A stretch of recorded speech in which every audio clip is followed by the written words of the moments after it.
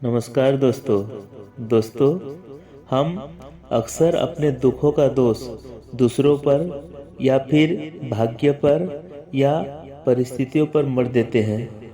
जबकि सच ये है कि यदि हमारा ध्यान सही जगह हो तो बाहर का शोर हमें परेशान नहीं कर सकता।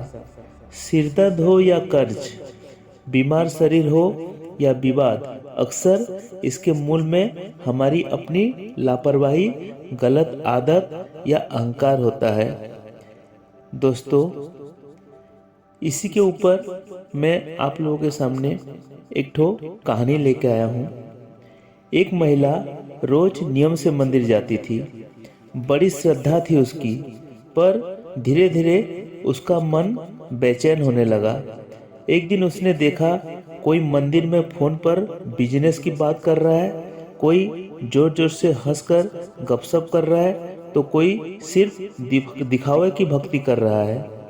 उसने दुखी होकर पुजारी जी से कहा, पंडित जी, अब मैं मंदिर नहीं आऊंगी।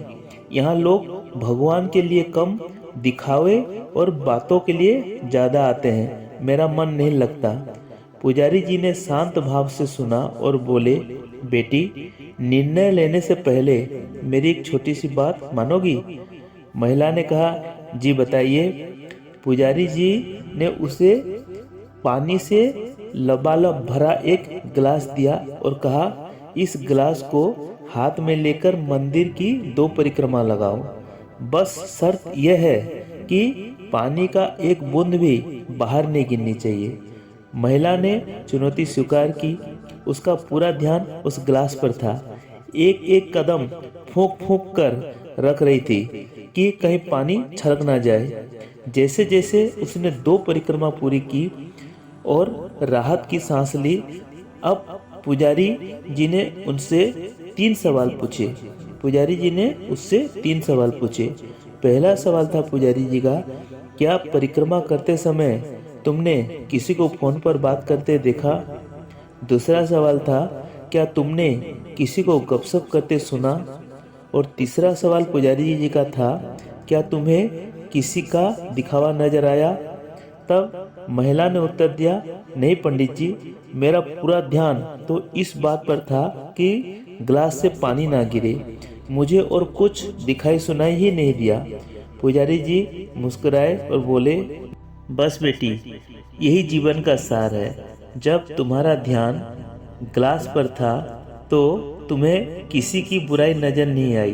ठीक उसी तरह जब हमारा ध्यान पूरी तरह ईश्वर और अपने भीतर होता है तो हमें दुनिया की कमियां, लोगों का व्यवहार और दिखावा दिखना बंद हो जाता है। तब हर दिशा में बस ईश्वर ही ईश्वर दिखते हैं। तुलसीदास जी ने सही कहा है, जाकी रही भावना जैसी, प्रभु मूरत देखी तिन तैसी।